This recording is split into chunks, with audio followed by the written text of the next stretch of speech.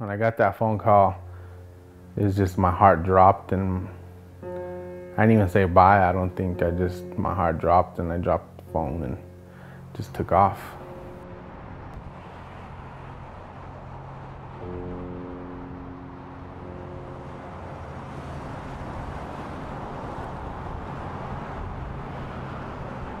I usually call him at the same time every morning. I usually set my alarm on my cell phone, and I'll call and tell him, okay, it's time to go, to the bus stop so you don't be late. And I did that morning. Right as we were about to walk out the door, my brother seen the bus, and he told me to hurry because the bus was leaving. So I dropped my backpack and my coat, and I started sprinting towards the bus. And as it approached the stop sign, I was able to catch up with it. I seen the bus driver go turning, and I seen my brother pounding on the door.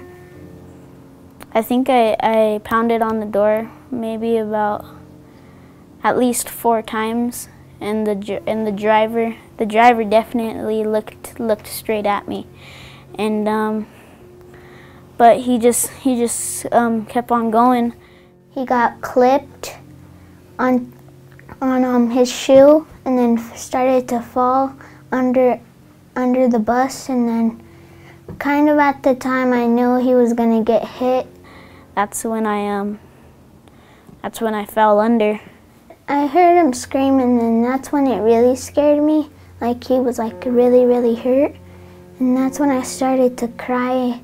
It finally stopped, and I remember looking up to see where my brother was, and I remember seeing him pacing back and forth.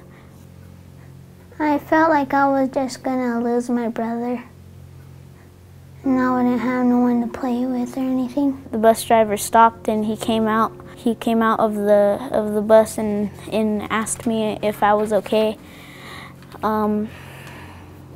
And it was kind of funny for him to ask that because the bus was still on top of me.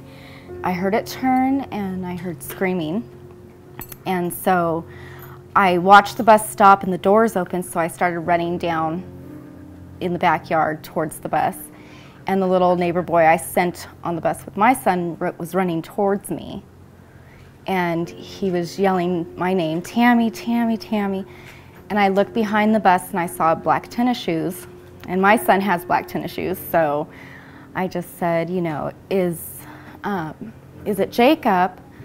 And he said, no, it's Diego. When I pulled around the corner, I seen the school bus stopped. I seen the whole neighborhood basically stand on the corner. Ambulance, fire engine were there. When I first came in, I saw Diego underneath the bus. Noticed right off the bat that he wasn't trapped, which was a very good thing. But he had some fairly significant injuries and needed to get to the hospital immediately. My first thing that I saw was his right leg. That was my biggest worry because I could see all the way down to his bones. I could see his bones, I could see his muscle, it was just ripped off. Kenny just pulled me aside right away, and he was pretty upset, and he said, it's not good, it's not good. And I said, what do you mean? What are you talking about?